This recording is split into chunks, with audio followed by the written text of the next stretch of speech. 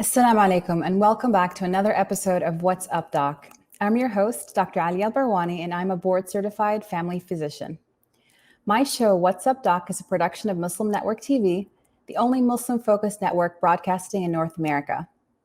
You can find What's Up Doc shows on our website at muslimnetwork.tv and on our YouTube page at youtube.com/Muslim Network TV. You can also find Muslim Network TV shows on Roku TV, Fire TV, Apple TV, and Galaxy 19 satellite. Today, we're going to have another exciting episode, as we always do here on What's Up Doc. And we're going to be talking about the leading causes of blindness. And those are the two that we're going to be discussing today are glaucoma and cataracts. Joining us in that discussion is Dr. Helena Herairah. Dr. Hurairah is a UK board-certified consultant ophthalmologist specializing in general adult ophthalmology, pediatric ophthalmology, strabismus, and complex cataract surgery. She received her Bachelor of Medicine in Surgery from King's College London School of Medical Education in 2006. Dr. Helena completed her rigorous general ophthalmology residency training at the London Deanery School of Ophthalmology, which included working at renowned institutions such as Moorfields Eye Hospital, and completed a one-year pediatric ophthalmology and strabismus fellowship at St. Thomas's Hospital in London. She is the president of the Brunei Ophthalmology Society and is passionate about providing her patients with the highest quality of eye care and adopts a holistic approach to patient care. Welcome, Dr. Helena. How are you? Hi, Aalia. Assalamu alaikum. I'm good, thank you. Good. It's such a pleasure to have you. You are such an accomplished, just such an amazing, accomplished woman. I was going to say woman, but really even just as a person in your field, it has nothing to do with you being a woman. Just as a physician, you're just so accomplished and have done so much training in your field that I'm so excited to talk about our topics today. Yeah, no, thanks so much for thinking of me. We actually met via social media, didn't we? Yes, I know. It's connecting the world. It's making it all really feel a little bit smaller. And thank you for being able to join us. I know it's super, with the time difference where you are, it is really early in the morning. So it's amazing that we're able to get you here to talk about this. No, thanks for having me. As I said, it's a pleasure to be here. And yeah, I'm excited to speak about one of the things I'm completely passionate about, which is treatable eye disease. Yes.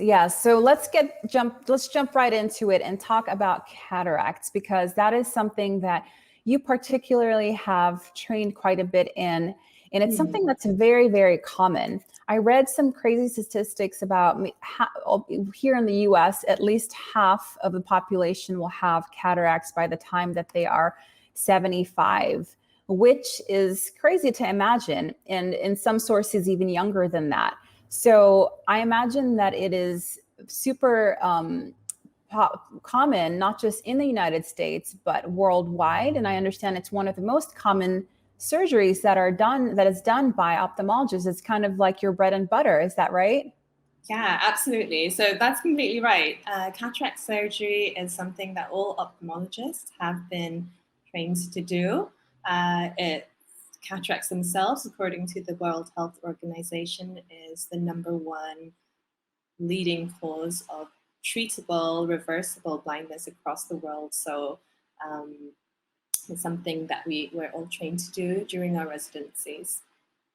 So yeah, let's talk about what actually happens in that condition. What are the things that contribute to the symptoms patients are experiencing? And I think you have a nice little poster to share with us so we can get familiar with the anatomy of the eye so that we understand better when disease happens, where it's happening, right? Yeah, absolutely. Not so little poster. No, exactly. What a big poster. That's okay. Just for illustration purposes, I think we just wanted to show what happens to the lens as you grow older.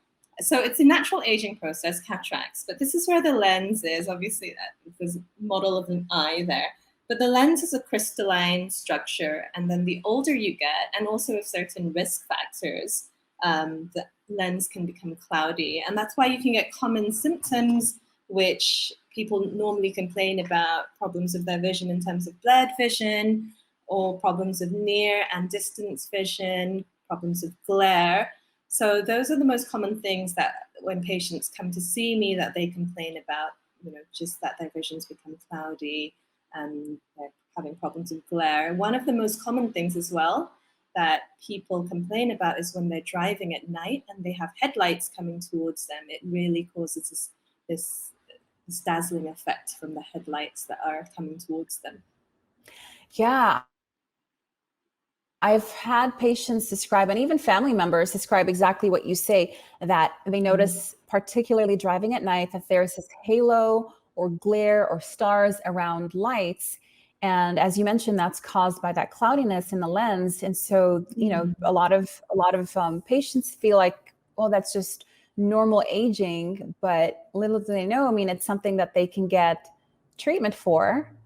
And that is something that is actually not it's part of the aging process, but not something that they should be, accepting, right?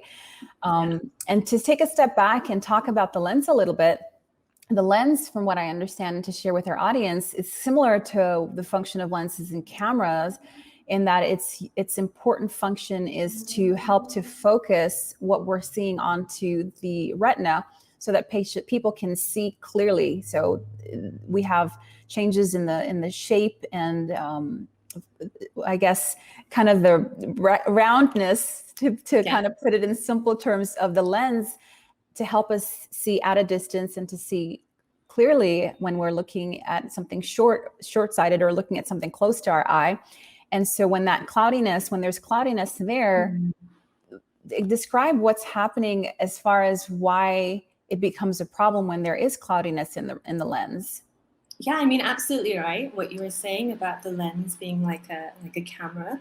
I think if you just want to simply kind of look at it, it's that if light can't get in properly, then you can't see out properly. That's pretty much the basics of it. Exactly. It's just there's an interference of the image. And so when you talk about patients coming in and describing the symptoms that we talked about, the most common symptoms of the glaring, and it's more noticeable at night when you have that glare, what do you normally explain to your patients as far as treatment options? Because cataract surgery is well known, as we first started this episode talking about, but are there other options that patients can entertain before surgery? Because I'm sure you get that a lot. I do. Surgery, nobody wants to go. The word surgery in a lot of people instills fear. And so a lot of times I'm sure people are just like, well, is there something else? So tell us, are there other options to getting surgery? Yeah. Again, that's really accurate, because the patients that we get, they're not necessarily old either. Because I do get young patients, and with my training as a pediatric ophthalmologist, I've operated on cataracts in babies as young as 6 weeks. So just to rewind a bit, just in terms of and sorry, just the idea of that you're doing cataracts in babies, I'm sure that blows some people away. But I know, and you know, that there are congenital cataracts, meaning babies that are born with this. And so, it's such a delicate procedure, and to do it in a newborn or a baby, that must be really complex. Yeah, so it's pretty small. You're not working with a lot. You're not working with too much of a surface area. Yeah, and I think, and that's not something that parents need to also be aware of, is that children can also, or babies can be born with cataracts due to a number of reasons, either genetic or what we call a metabolic in the medical field, just an issue with the biochemistry of the body, and that can cause the cataract.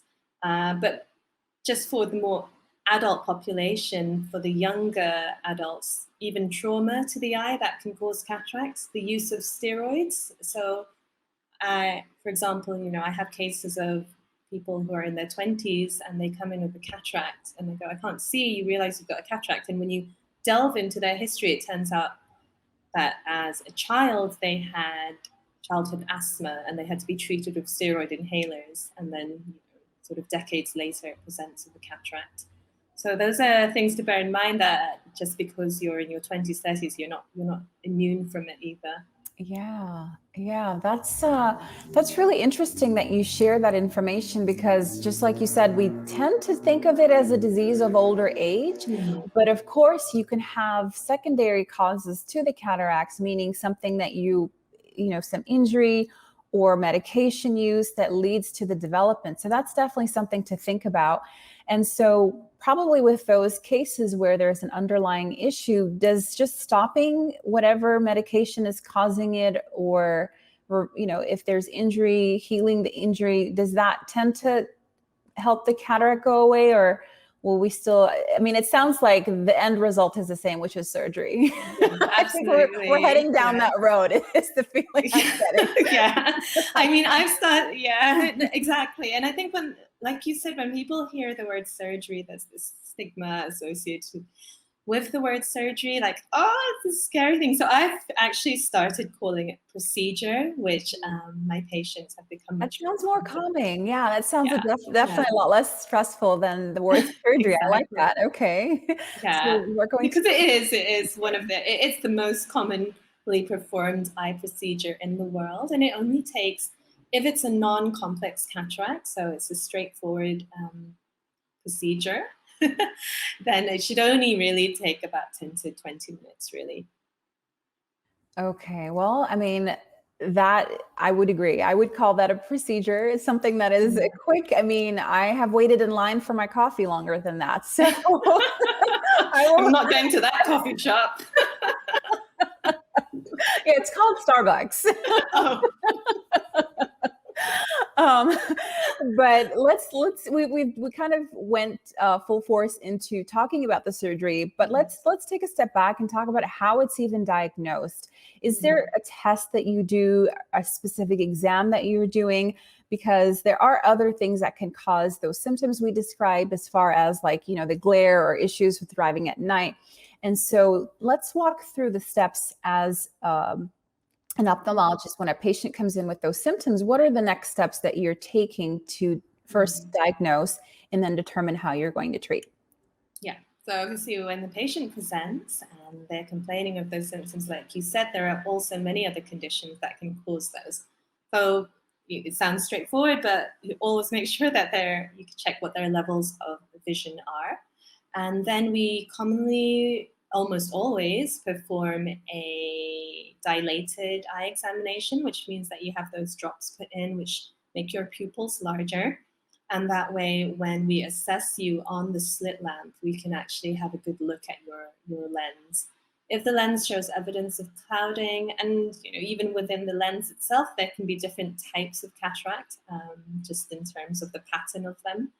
And we also check the back of the eye, which is akin, I guess, goes to the film of the camera, to make sure that's normal as well, because you could do a beautiful cataract procedure, but if there's an issue with the actual retina or the light-sensitive layer at the back of your eye, then the cataract surgery is probably not going to be as effective as a person who has a completely normal functioning retina. Absolutely. Okay, that makes a lot of sense. So essentially you're dilating or widening the blacks of the eyes, just to kind of break it down so that you can see into the back of the eye and examine all the different pieces of the eye.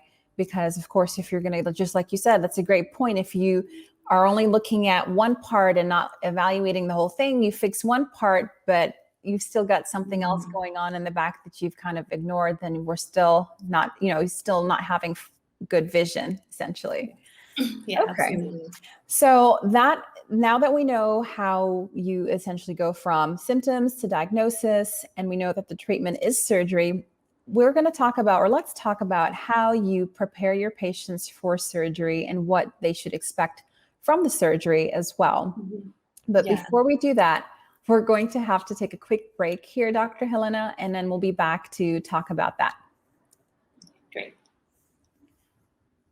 You're watching What's Up Doc on Muslim Network TV, and we're going to be back after a few minutes.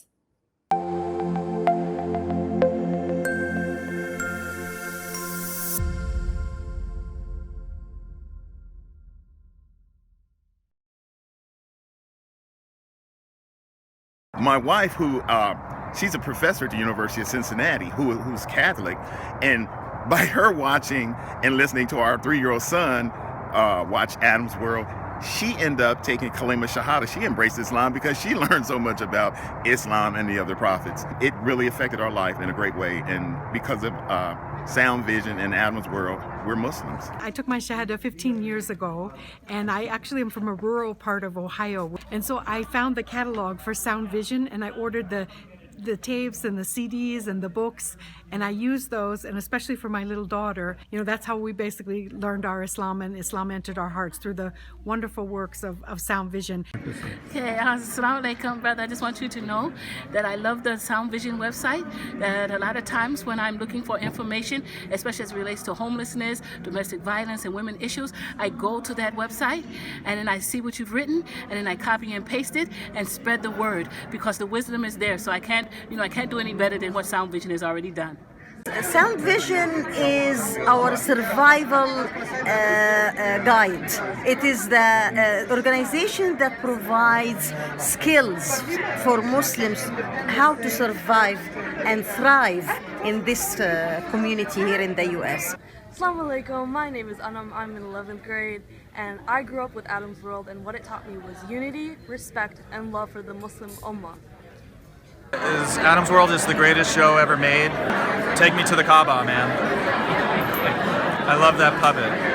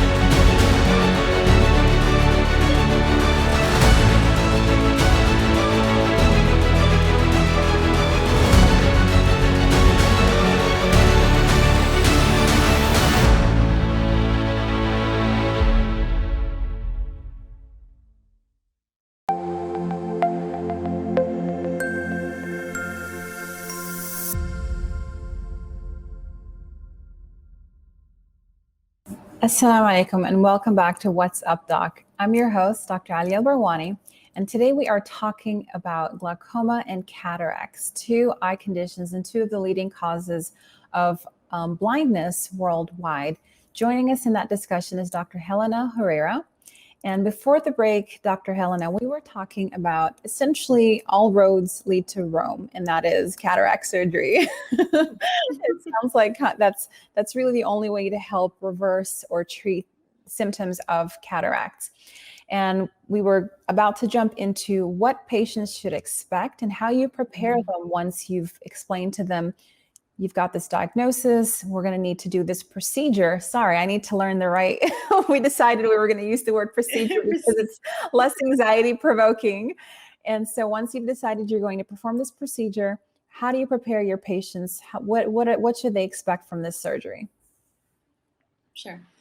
So in terms of the surgery itself, obviously with any procedure or surgery for that matter that you're going to, sign your name on that consent form for it, do make sure that it's informed. So I always let my patients know about the risks of things like inflammation after the surgery, infection, bleeding, and these are all addressed after the surgery. You'll usually be given some eye drops which address these.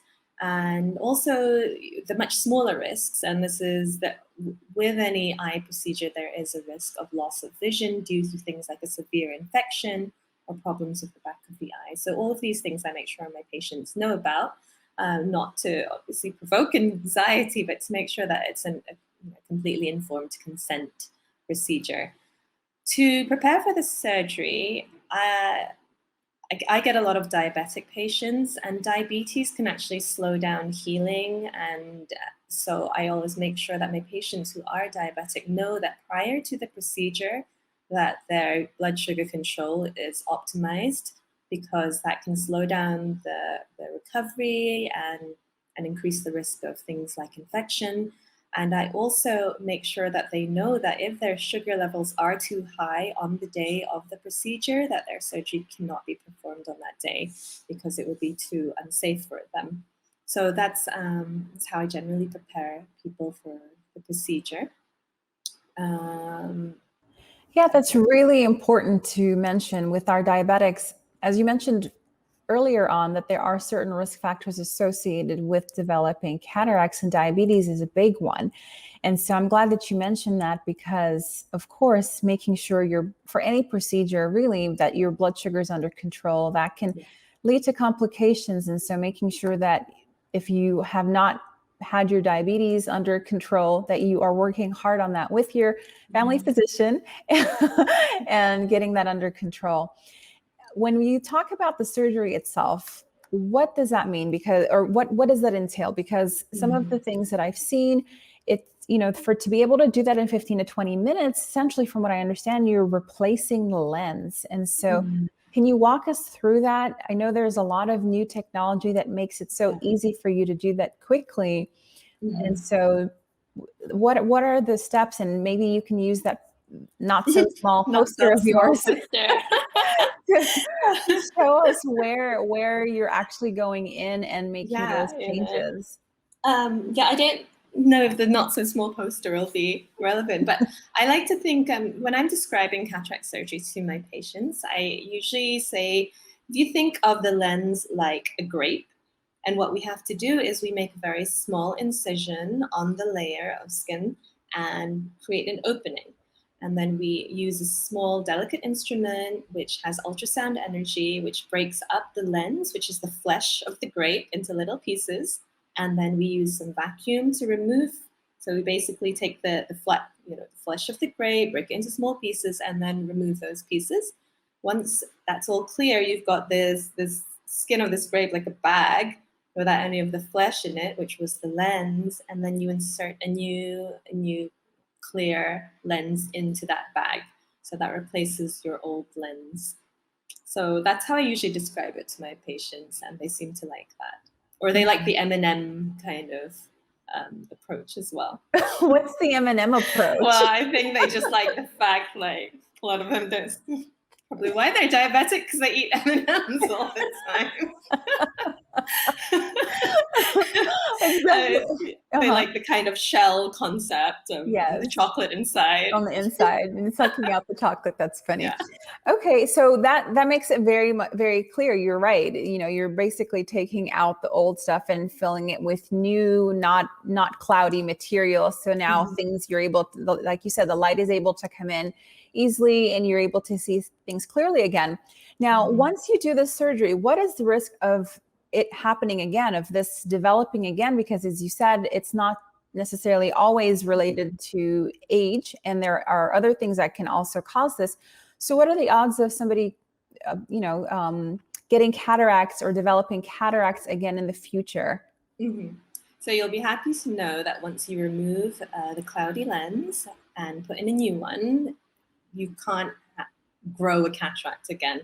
What can sometimes happen, though, if there are a little few cells left over in that little bag that the lens sits in, it can cause a bit of clouding, and that happens in about one in 5 patients. And all it takes is a 5-minute laser procedure just to clear up any remaining cloudiness. But that's not usually done till months after the surgery, if it needs to be done. If it needs to be done, so that's good. So it may be a one and done type of deal. Yeah. Great. And do you usually have patients follow up with eye drops afterwards? Are there some things that you tell them to avoid right after? Is there some kind of downtime, as I call it, where you're not supposed to, before you can return to normal activity, basically? Yeah, well, the next day after any procedure you have, and especially an eye procedure, because there's so many nerves in the eye, so it's just much more susceptible to anything being done to it. It's going to be a little bit sore, a little bit itchy or irritated or dry. Dryness is a common thing that a lot of my patients after surgery complain about, because they just feel that this sort of gritty sensation in their eye. But we do give eye drops to reduce the inflammation, the redness, and to prevent an infection. And sometimes I give them some dry eye drops as well. And so it sounds like it's only in the initial period right after surgery, but not necessarily long-term, correct? Correct, yeah. Yeah. Okay. Usually complete healing is within a couple of weeks. I would say 4 to 6 weeks. Awesome. Well, that sounds pretty painless, and it sounds like you're controlling for so many factors, like risk for infections, the fact that recurrence is very low. If I had cataracts, I would be encouraged to come in and get this procedure done. Oh, good. Yes, absolutely. Especially knowing that it's reversible. Unlike the other topic that we have for today, which is glaucoma, to understand is not reversible. And so, unless there are, I know that there are some advances recently where they can help correct some of it, but not necessarily reverse it completely. So I want us to start by maybe describing what glaucoma is for our audience before we start talking about some of the other things. Yeah, absolutely. So glaucoma after cataracts is one of the top causes of blindness as well across the world. And with glaucoma, you can probably see my face went a little bit more serious there, because with glaucoma, we do call it the silent thief of sight. And, it's not to sound so morbid, but unfortunately with glaucoma, once you lose areas within your vision caused by damage to the nerve at the back of the eye, which is essentially what glaucoma does, then unfortunately that's irreversible. So you can't get that vision back. Yes. And I know I keep referring to your poster because I think it's just so helpful for someone who's not familiar with the way that the eye is formed, the different structures. And so can you bring that up for us and just show us where you're talking about, with glaucoma, where is that damage happening? With my small poster. Okay. So I'm just going to hold that there. But if you can see here, this is the nerve, which runs from the light-sensitive area, which is the retina. And what it does is it takes all the signal from here, and then this nerve is like an electrical cable, which brings it to the brain for the interpretation. So let's talk about this part when we're talking about glaucoma, what happens, just to break it down. So if you think about an electrical cable, which has millions and millions of little fibers in it. So what glaucoma does is that when, in most cases, the pressure in the eye is too high and it causes too much stress on the nerve in the back of the eye, it just slowly destroys the little nerve fibers on the outside, and then that eventually goes inwards. And then that's where I think when people think about their glaucoma, bad glaucoma, they hear the word tunnel vision. And what it does is, that's why they call it the silent thief of sight, because what you do is you're slowly losing vision from here, and it's only when it kind of comes into your central area of vision that you realize your vision you've lost vision in those areas. So that's why we call it the silent thief, because it's painless. in most cases. cases. In most cases. Yeah, that's a very good name for it, because absolutely it can, and because it's irreversible, excuse me, that damage is permanent, and so it's quite terrifying for patients to experience that. Let's talk about some of the risk factors that put people at risk for developing this, so that they can be at a heightened awareness to come in more regularly than the average population, to make sure that we're catching this before it becomes to the point where the damage is so severe as you just described. Yeah, so it differs across continents, but I do believe that in the US, they advise for patients to get screened after the age of 40. So that's getting your eye pressures checked once a year, and also having your ophthalmologist assess you for risk factors for glaucoma and looking at the back of your eye. In the UK, for example, it's after the age of 60. If we're talking risk factors, so age is one of them, having high pressures in the eyes, and we can talk about that later and exactly what causes glaucoma, being of Afro-Caribbean or Hispanic or Asian heritage, that's also a risk factor. And most importantly, if you have a family history of glaucoma, then that puts you at a higher risk of getting glaucoma than the normal population. So I would say if one of your first degree relatives has glaucoma, so your mother, your father, sister, brother, then you should get checked out after the age of 40, at least annually.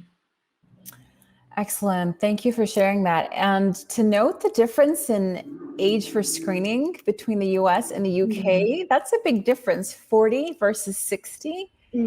I guess you guys are just healthier in the UK.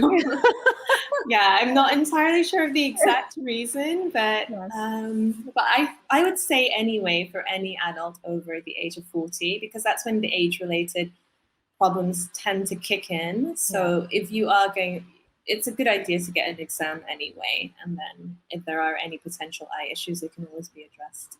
Absolutely. And as you said, because there are no symptoms until things are severe, it's important to go in regularly to get that screening, especially if you have the risk factors that Dr. Helena just mentioned, as far as first-degree relative or some other heritage or ethnicity that puts you at a higher risk. As far as the symptoms, when they do develop, you mentioned tunnel vision. So that's really kind of like the thing that we know most commonly to be related to glaucoma. Is that right? Yes, yeah. I mean, with glaucoma itself as well, there are two main types. Obviously there are more, but the two main types, one is what we call the silent thief of sight, which is the primary open angle glaucoma. And I'll just break that down for you. Simply, if you think of a sink and the drainage system within the sink, with open angle glaucoma, it's more that the drainage is clogged up. So the fluid that's constantly being produced in the front part of your eye, and that's always going on, it drains, but then there's a clogging within the drainage system. Now, there is a type of glaucoma which is an eye emergency, which needs to be treated ASAP if you develop any of these symptoms. And that's what we call acute angle closure glaucoma. So if you think again of the sink analogy, it's not so much that the drainage system is clogged, it's as if someone's actually put something right across the drainage hole itself, and therefore the pressure in the eye builds up very quickly. So patients who go into angle closure glaucoma, it could have been going on, for months on, and then it suddenly closes off, or it just suddenly closes off. And they get very severe pain, they get vomiting, headaches, halos of light. But the pain really it's different from a migraine, it's different from a normal headache. It's a really deep, aching, throbbing pain within the eye itself, just because the pressure is so high. And is that also associated with your eye going red as well? Yes, yeah. So your eye goes red and your vision goes cloudy. Okay. I love the sink analogy, because I was thinking about what is the best way to describe open and close. And I was like, this is maybe too much to share with our audience. It may be too technical, but that sink analogy is perfect. And so in one, it's like there is a clog, maybe a partial clog, so the fluid, is draining slowly. And so there is a little bit of a buildup, but it's not a very fast or drastic buildup, as opposed to putting the stopper in the sink where you're going to have the fluid kind of build up really quickly. I love that analogy. And then, of course, as you mentioned, that will put pressure in the eye and pressure on that nerve in the back of the eye and cause the symptoms of glaucoma. I appreciate that analogy very much. I want to talk about the surgery or the procedure, if we call it for glaucoma. I would call it surgery. It's not 15 to 20 minutes. And some of the treatment options for glaucoma when we come back from this break. So we're going to take a quick one, and then we'll be back to talk about that. Okay, great. You're watching What's Up Doc on Muslim Network TV, and we'll be back after this short break.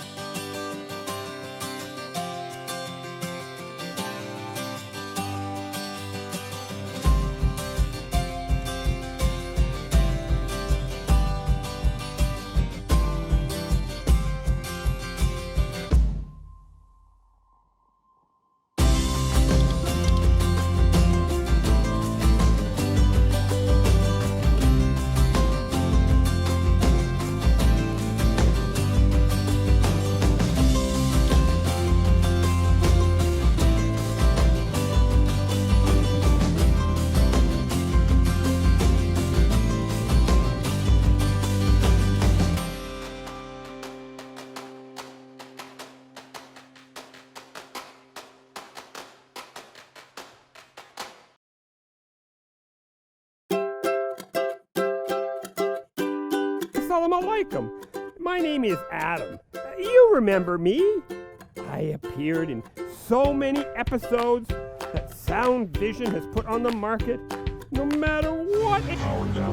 Hey, what's happening? Hey, oh, sorry. Lockdown is what it is. Well, continuing here. In this lockdown, Sound Vision never stops thinking about you, the viewer. We'll have to get back into production again, online and inline. Everybody in their own space, even me. Although I'm stuck with Lanisa. Salam! Salam! Salam! I know, you were shocked too. Well, let me continue. This is what I was going to say. Salam! Salam! Salam! Cut! Finally, I get my own screen time again. Thank God. And so we invested in new equipment to bring you even better production with new songs and new singers and animations. Well, here are a few clips.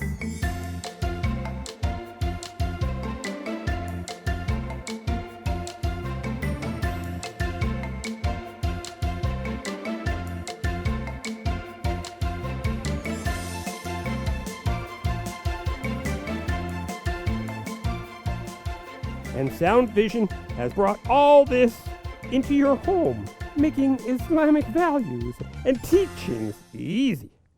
And if you know me, Adam, a multi-talented actor,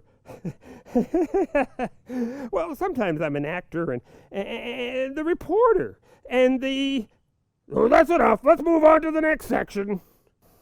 Well, you can watch these new episodes on our new app at www.adamsworldapp.com. We have previews happening every day on Muslim Network TV. Sound Vision has been serving generations, moving and changing with the times. We are all faithfully connected. That is a huge blessing.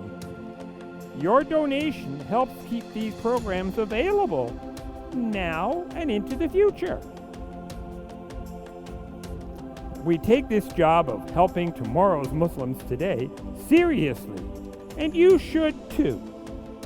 Today, we need your help. Children absorb and learn from everything they encounter.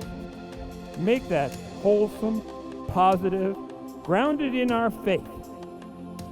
Together, we can accomplish our goal of raising better Muslims, better neighbors, and better citizens. Please donate generously. It's an investment in our future.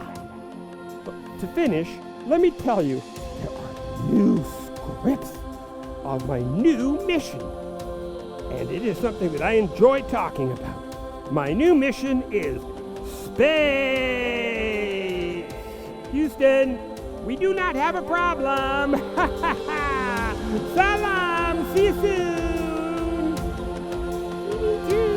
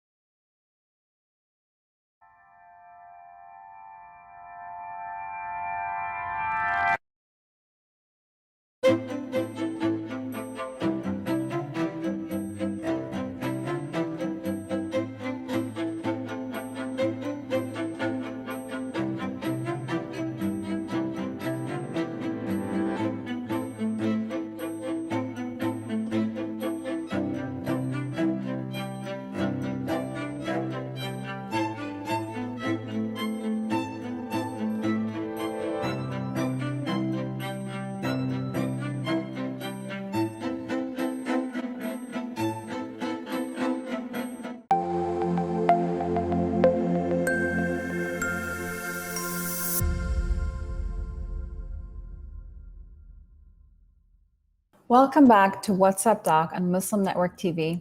I'm your host, Dr. Aalia Al-Barwani, and today we are talking about glaucoma and cataracts.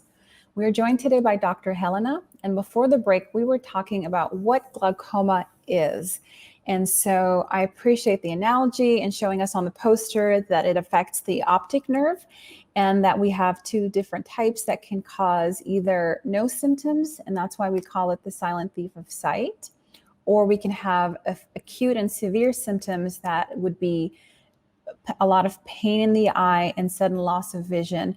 And that is actually an emergency, a medical emergency. And you should definitely make sure you're going to the hospital for that.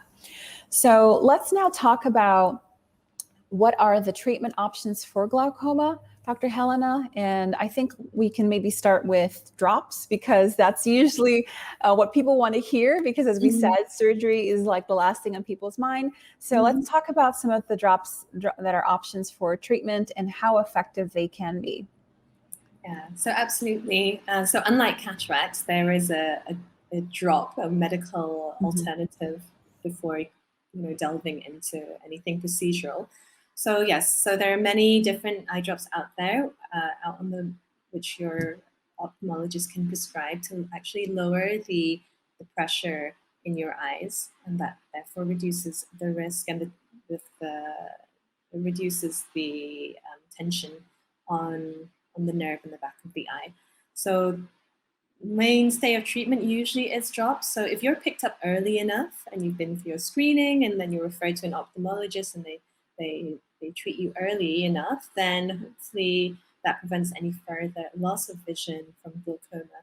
We do get a subtype of patients which we call glaucoma suspects. So they have, say, a family history, they have raised pressure in the eyes, but they haven't lost any vision. And that's quite a good stage to keep them at before they actually enter into the glaucoma stage. Now, also what you can do within the clinic without having to go to an operating room is that your ophthalmologist can also perform certain laser procedures. Now, the laser procedures it's all about the fluid drainage because the reason the pressure in the eye is too high is because there is some sort of issue with the drainage of fluid. So in terms of the laser procedure, what it does is it tries to improve the drainage. And that's a procedure that is sort of 10 minutes within your clinic. They give you numbing drops and they put little pulses of laser energy to try and stimulate your drainage system within your eye to function better. And then if you have what we call the angle closure type, which we talked about just now, where the actual drainage system of the sink is just blocked, then there is a small laser procedure where they create a little hole within that drainage so that the fluid can get out through this extra passage. Got it. Kind of cutting through that stopper Yes. to continue along our analogy. Okay. And is this a complicated procedure as far as, just to put things in perspective, we said the other with cataracts is 10 to 15 minutes. What are we talking about here with glaucoma surgery? Is this a much more involved procedure? Yeah. So with glaucoma surgery, it's evolved a lot in the last decade or so. So for example, if we're talking in terms of angle closure, sometimes even doing the cataract surgery, because the cataract itself is pushing up against the colored part of your eye, the iris, and blocking the system. So that's the angle closure type. If you remove that cataract, then everything can fall back into place, and then you can get normal drainage. So sometimes even that is enough to bring down the pressure, but usually not. Sometimes it's put in with combination with what we call an implant surgery. So that's when your ophthalmologist or your surgeon will put in a small drainage tube within the drainage system of your eye to help the fluid drain. The mainstay of glaucoma surgery, and I do call it surgery because it takes longer, and that's called a trabeculectomy. So let me just bring up the not so little poster and then we can talk about that. Let me just bring that up for you just to illustrate. So what it means, so in terms of, this is the eyelid here. Yeah, and what a trabeculectomy means is making an extra drainage port, really, or a channel within the sclera. Now the sclera is this white part of your eye here, you can see. So when fluid drains out, it can drain into this new little channel here, and then it causes what we call in glaucoma surgery a bleb. So it's just really like a little bubble that sits underneath the eyelid. So this fluid goes out into this little bleb or this little bubble here, and then the fluid then drains off into the bloodstream. So it's just basically it's just creating another channel for the fluid to flow through to bring down the pressure in the eye. So that's a more complex surgery, and it requires a lot of close follow-up. So once you have the surgery, you're usually seen the day after, and then you're seen 3 days after, and then a week after. So it's a lot more close follow-up because of the risks involved with that procedure. Understandably. So that, I love that description of how do you say it? Yeah, I'm having trouble with that word. I definitely don't say that on a daily basis, but just describing that as an alternative course for the fluid to be able to leave the inner part of the chamber of the eye, or the outer chamber of the eye there, where if it sits in there, it's causing that pressure as you described. So that is an excellent alternative, but as you mentioned, the complication, or it's a little bit more complicated. So of course the follow-up is more complicated. Going back to our medical potential options for treatment, and I laugh because I think I've been told this so often, is that people are smoking marijuana because there is some research, and I don't know if the jury is still out on that, as far as the benefits of smoking weed or marijuana, on the benefits of that on treating glaucoma. What is your opinion, or what do you know about that? Yeah, I mean, it's a really interesting question, and I don't get asked it here so much, or in the UK either. And yes, it's a very American thing. It is, and and that's fine, because and that's more because the use of marijuana has been legalized for recreational and medicinal use in the US, whereas in a lot of other countries it hasn't. So I know that what came out of it was that it showed that when you smoked marijuana or cannabis or had CBT oil, and that would help lower temporarily the high pressure, or lower the pressure in the eye. However, you would have to consume quite a lot of cannabis to get that effect, and I think it's sort of like 8 to 10 10 milligrams or something, which is a lot. So, you could walk around with great normal eye pressures, but you'd be pretty stoned. Yeah, exactly. You'd have to be pretty high to get those benefits. So I don't know. Let's maybe lean towards drops so that, Yeah. And I think as well, if you want to look at it another way, because alcohol as well. So alcohol consumption can also bring down the eye pressure temporarily, but it would mean having to consume alcohol like every 2 hours to get that. I don't think those are good options, to be high and or drunk throughout the day, just to normal eye pressure is exactly when we have really good options, as you described, with the eye drops and surgery. If it does come down to it, I think that if it were me, I would choose option number 2. Thank you so much, Dr. Helena, for sharing with us and talking about such an important and serious topic today. We were able to really understand it pretty well thanks to your analogies and your diagrams as far as really the 2 leading causes of blindness. We talked about one that was reversible and one that is unfortunately not reversible. We also talked about some really good ways to know if you are at risk and how to get screened for that, so that we're able, or you, physicians like you or surgeons like yourself, are able to catch that early and help with treatment options. So again, thank you for your time and your experience. I appreciate, and I'm sure our audience appreciates, everything that you've shared with us today. And we wish you every success in your career. Thank you so much. Thanks for having me. I've had a great time. Thank you for joining us on another episode of What's Up, Doc. To watch our other episodes, please check out our YouTube channel at youtube.com/Muslim Network TV.